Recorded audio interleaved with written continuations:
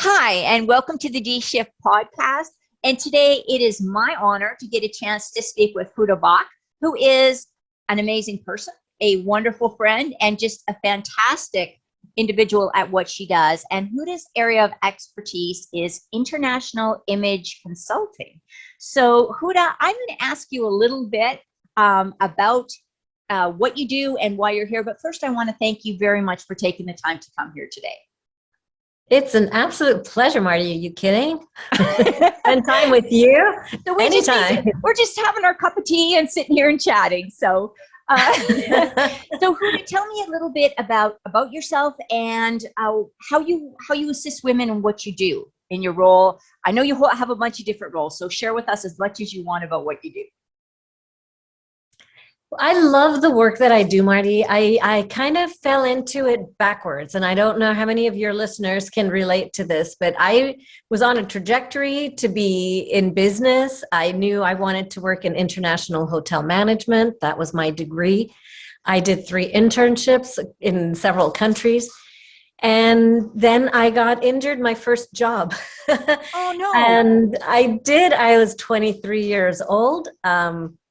Married 2 weeks into it, and then I was flat out for several months. And so as I rehabilitated myself, kept getting re-injured, so I stopped altogether for a while. And then I remembered my past. So my past was that I had been, my mother's side of the family was into fashion. So they had fashion houses. It was European fashions is what I was familiar with. I'm not from the US. And so little by little, I started to intern with a woman, an image consultant from New York. And then I did a little bit more, and then I got more proficient in makeup artistry, and I started my business at the ripe old age of 24. Wow. So I've been doing this over 30 years, speaking professionally on it. And it's something that I'm so passionate about. And somebody reminded me of it just yesterday, is that the number of women there's a lot of transformation when you do image, and a lot of it is external, and the external is instant, because I could take anybody and go shopping right now and take you to a hair salon and have your hair done differently, and you will look completely different. And I did that for many years. The thing is that that's just the external image, which is instant. It's instant gratification, the ooh-ah factor that you see in TV makeovers. Then I started to notice that not everybody that I worked with stayed, like they didn't maintain it. So it wasn't until I got a little bit older, because, of course, at 24, you know just about everything. But it wasn't until like mid-30s and a little bit older, to be very honest, that I started to realize it's the one-to-one clients that I worked with on the inside, meaning mindset, meaning how they feel about themselves. Like when she looks at the mirror, how does she react? Mm-hmm. Mm-hmm. It wasn't until I started doing more of the inner image that the outer image would stick. Does that make sense? You know what, Huda, this totally resonates with me, because I was always like, kind of mascara. That was my big makeup thing. That was it. Kind of still is, but occasionally some lipstick now, but that's about it. But I gotta admit, like when I went to, actually I think my sister's wedding was one of the big times where she actually had a makeup person come in and did our hair and makeup. And I remember she put on, lipstick and the whole thing, the foundation, the blush. And I remember thinking, wow, I can't even believe that's me. And then that was it. Like it was a one-day thing, and I never, I knew I couldn't do it, and so I just didn't. So yeah, I get that completely. Yeah. So the difference between what I do, because I can totally do the TV makeovers. I could totally do it where, they take somebody and chop off all her hair, or put her in, somebody who works in a farm and then suddenly put them in skin-tight clothes and stilettos. But it's not sustainable. Yeah. It's not authentic, and it's not you. Yeah. It has to resonate. It's got to be who you are. The colors. Even if I say that this color looks awesome, you must. No, you must not. Yeah. Yeah. It does. It really needs to be authentic, and it needs to be who you are and how you want to express yourself. No matter what stage you are in your life. Sorry. No. And I think that, I think that is so true because they talk a lot about imposter syndrome at work. I think you can be imposter syndrome in your own body. When you're in those Yes. clothes that don't feel natural or what's comfortable for you. And I have to tell you, I took a course from Huda, and she has a fantastic course. I did it. Well, that was almost a year ago, I guess A now. year ago. Yeah. Mm-hmm. And it was fascinating because I was able to identify the clothing that appealed to me, and why I should stick with that rather than buying something that, was kind of trendy, but wasn't me. And so that was a really insightful thing. And I'm not an image conscious person. So, which is probably to my detriment, by the way, but I'm really interested about that It's inner. not your lifestyle, though. Yeah. Yeah. Yeah, And I think it has to. Sorry. No. Go ahead. I think we've got the classic internet delay syndrome going on here. It is. It is. So, but tell me a little bit about that internal mindset shift, because that to me, I think, is the most interesting part.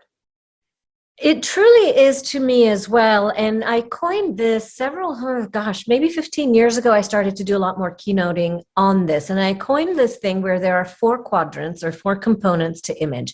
Most people think of image as the physical, your hair, your lipstick, your clothes. And that is one aspect. But to me, it's also your mental, the emotional, and the spiritual aspects of your image. And what I mean by that is your mindset. So when you're showing up to an event, what are you thinking about? What is it that just happened right before you showed up? And is it still on you? Are you still wearing that upset? And then you've got your emotional.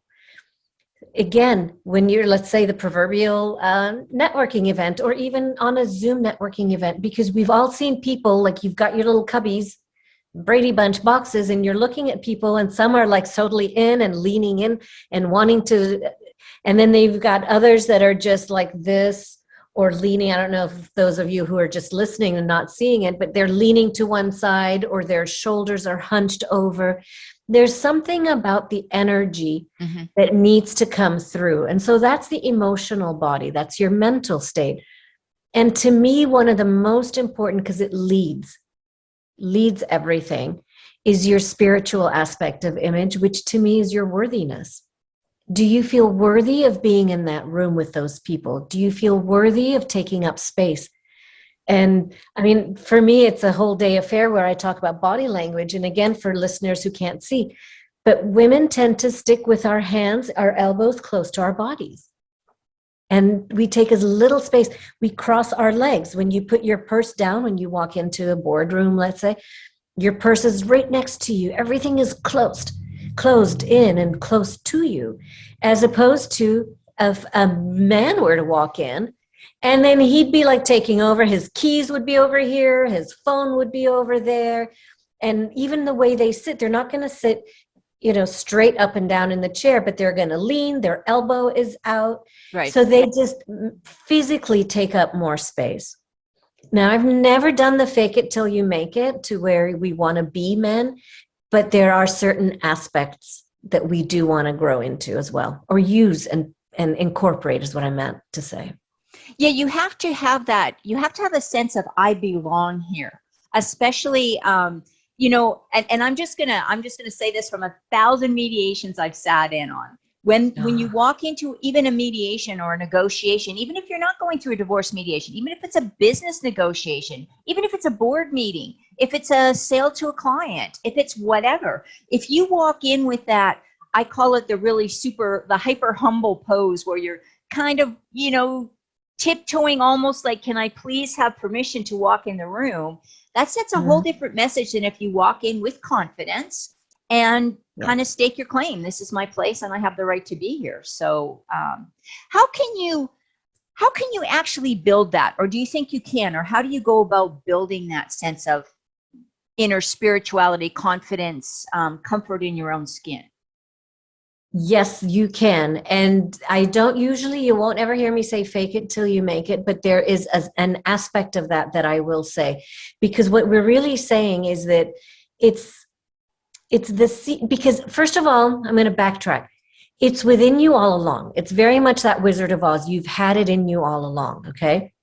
So I don't like to always say who you are becoming, Right. to diminish who you are today. Just like an acorn, it becomes the tree, right? But it starts in that seed. It's in you already and all along.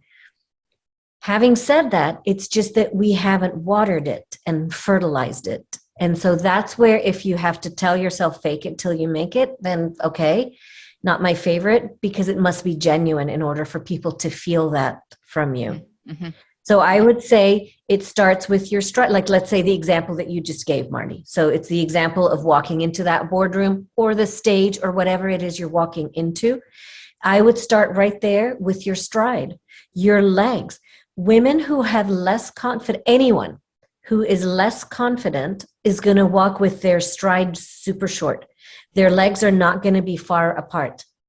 Their arms are going to be so close to their sides. Again, the more confident you are, it starts with the shoulders, that they're a little bit away from your body. Therefore, your arms will swing. Your legs have to swing, larger steps. Mm-hmm. Where it's natural. Okay. Yeah, you don't want to be like a lumberjack walking. No, you're not being a dude right now. You're being yourself, only more confident.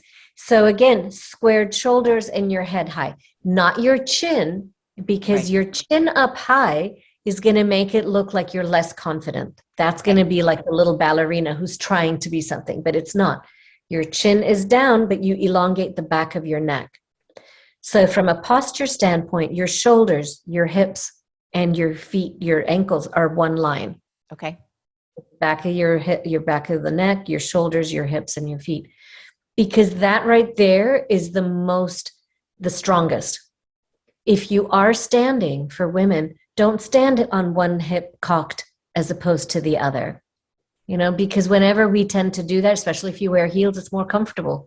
We're used to having a baby maybe on the side of you, or books that you'd carry on the hip. But as much as possible, balance. Your feet should be a couple of feet apart. So that's just from a posture standpoint. Otherwise, mirror work is super helpful. If you're familiar with Louise Hay and her whole thing of, she used to say, she's like the mother of all of this kind of metaphysical. And she used to say, she never would pass a mirror or a window without looking at herself saying, looking good, kid. Moving, So even if it feels so stupid or fake or not real, it's all right, because you're telling yourself, even if you're not able to look at yourself in the mirror and say, I love you, and using your own name, there's still a way for you to honor that self, capital S part of you. Right. So I would say start with the mirror work that you love yourself, that you're honoring and respecting. If you're afraid of going into something, totally acknowledge it and say, okay, but ground yourself, stand strong in who you are. You absolutely deserve to be there. Right. Everything you've done in your life up until this point is to get you into that room or that stage. And stop judging yourself against the top person in the world that is in your niche area. Drives me insane when people. Thank you for saying that. I was talking to a lady the other day who is a phenomenal coach. She has a huge business. She has been asked to speak on stages all across the world, and she's an inspirational speaker, highly, highly inspirational. I don't have permission to use her name, so I want to be careful about that. But I was talking to her the other day, and she said to me, she goes, well, I'm pretty good, but I'm not as good as. And she actually said, I'm no Oprah Winfrey. And I said, nobody's an Oprah Winfrey except for Oprah Winfrey. There's only one Oprah. And I bet you Oprah doesn't get on her show every day and think, oh my goodness, I'm not as good as whoever. So just own that you've got.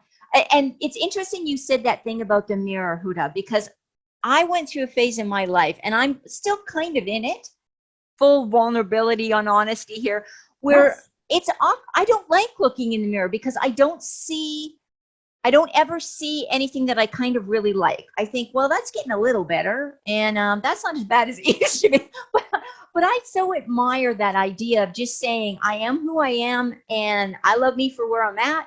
And yeah, maybe there's things I'm working on, but I don't have to compare myself to anybody else. Especially with aging bodies, like right now in my later 50s, and it's not what it used to be. You have children, it's just not the same. Mm-hmm. And I compare me sometimes to my old me, and that's almost worse. Because instead of only taking the worst of the negative and holding that up, what about the other gajillion things that I've done that are so much more powerful today than they were 5 and 10 and 15 years ago? Right. Why don't I compare the good stuff? Like, oh, I used to be, let's say, I was a mouse about this, but look at me now. Yeah. Why do we only find the one fault or the one thing? Like sometimes I like to coach teens as well and high school kids. And one of them, gorgeous by everyone's estimation. Oh my God, Marty, she's just stunningly beautiful, maybe 15 pounds heavier. But then she sits there and turquoise blue eyes, mind you. But she'll sit there in the picture. No, see how my eye is dipping down in this eye, but this eye is not? There is not one human who's going to look at her and notice that. Yeah. And yet to her, that's all she sees. And she's all of 15. Yeah. So I would say to that is that love what you have. On a joking side, I was going to say, that's as good as it gets. I don't know, like as far as aging body, like love this. Because like, have you seen your pictures from 10 years ago when you thought you looked bad and now you say, oh, look at my skin. It was so pretty. I didn't have these wrinkles. Or, gosh, I had a six pack. Love where you are today. Yeah. Love it. Love it. Love it. Yeah. Honor it. But more importantly, honestly, Marty, I wanted to add this. More important than loving just how you look is honoring what it can do for you. Honor what your body is doing. Yeah. I'd had an accident. So when I was struggling to get a foot in front of the other on days, I always said, like, as soon as I was done with this, yes, I gained 15 pounds on a small frame of mine. But every day that I sit there and start to complain about that, I'm like, yes, and I can drive again. Yes, and I'm not using a cane. Yeah. Yeah.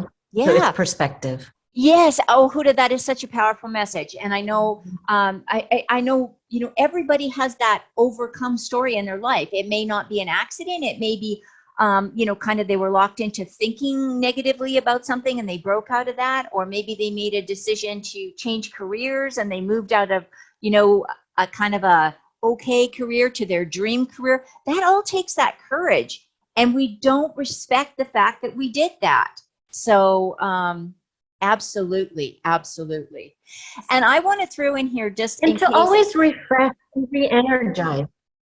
Yeah. Talk ahead, a little bit more about that, Huda.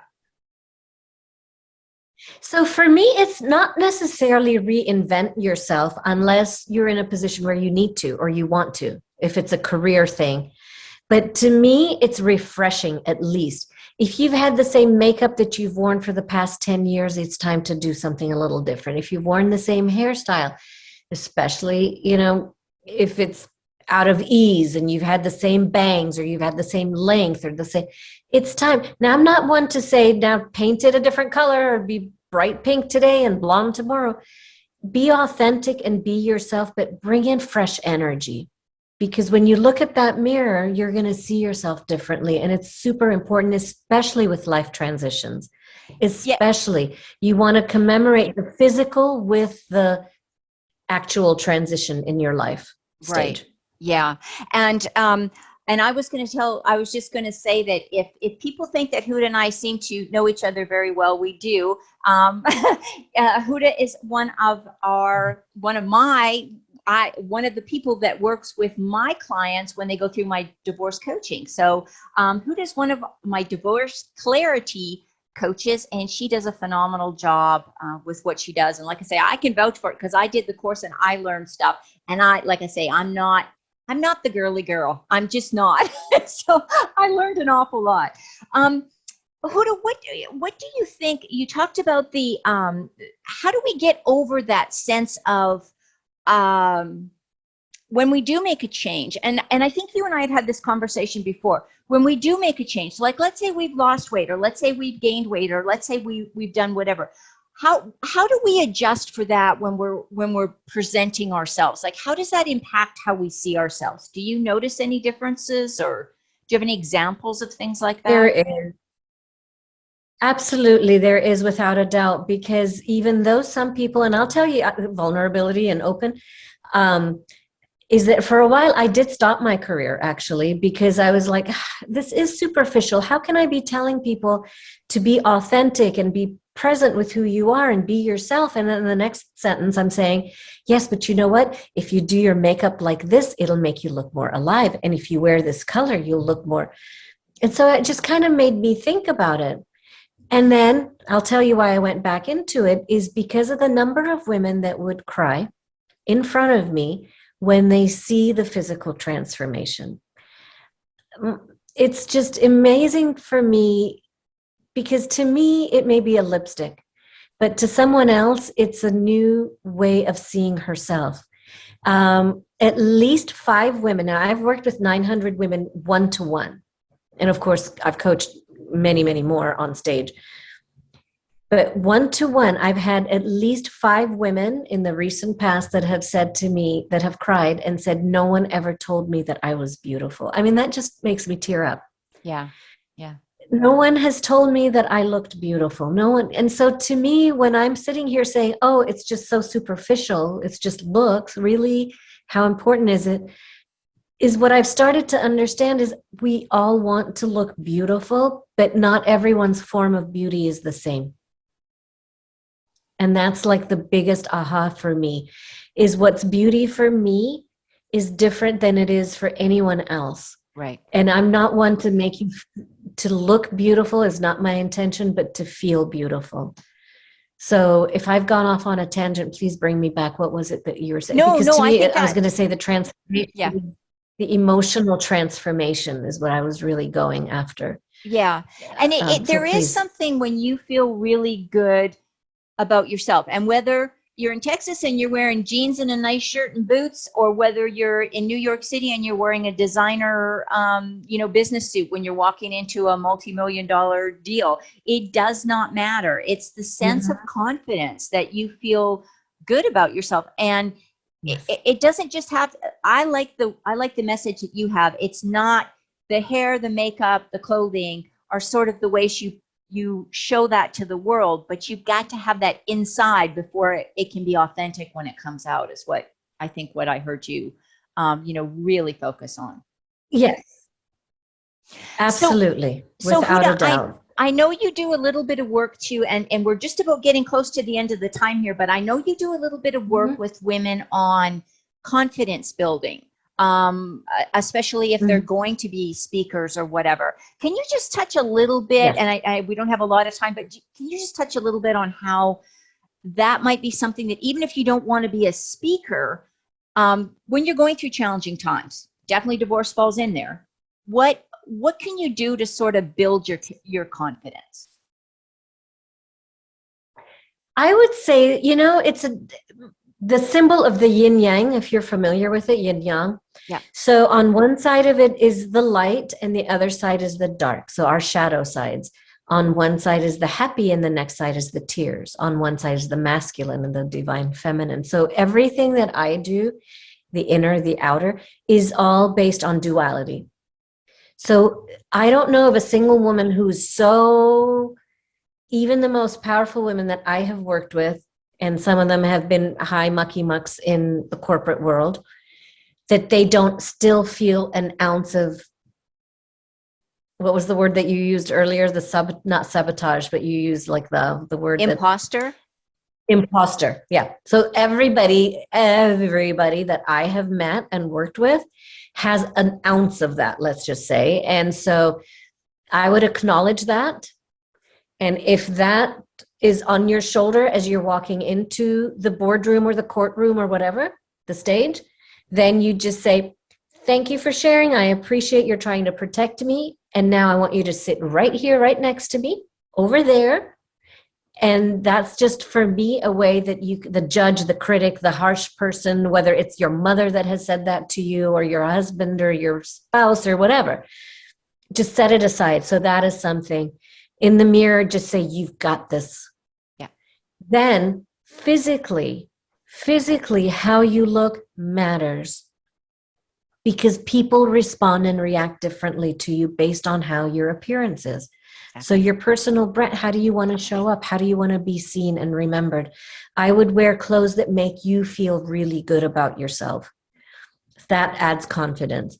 Sometimes, in all honesty, when you're wearing more businessy clothes, or if you're going on a hot date, I mean, wearing date clothes, but wearing something that's appropriate or a little different than what you're used to will make your body go on alert a little bit more. And so that also, you want to be alert and alive and feeling like you want to be there. You know, you want that nervous energy is actually good. It's good. You show up stronger. Right. So you don't want to be completely complacent and like yawning before you walk in. So for me, what I kind of wanted to leave with actually is image is like a sentence. And you string a bunch of sentences together, it becomes a paragraph. And what I mean by that is that it's just a nonverbal form of communication. So the necklace that you wear, the earrings that you wear, your hair, your lipstick, your clothes, your shoes, each one of these brings in an aspect of your image. That's physical. And then you bring in that you know that you belong. You've got this. Who else knows this better than you? Yeah.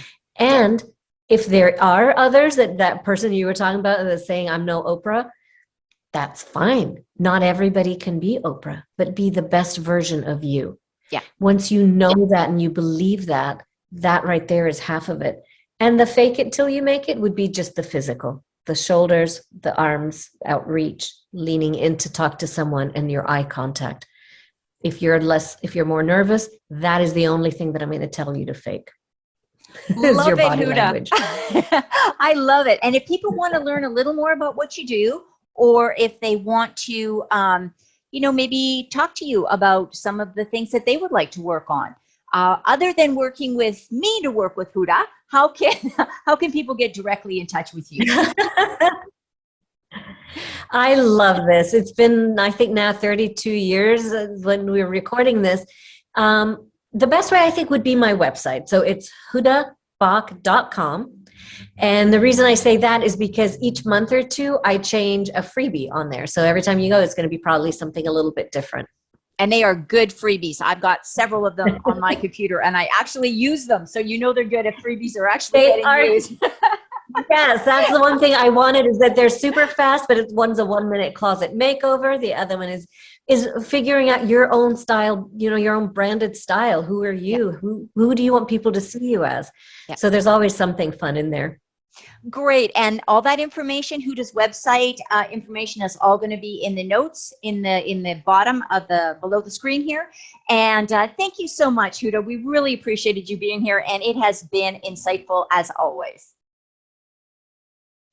Thank you so much, Marty. I appreciate it.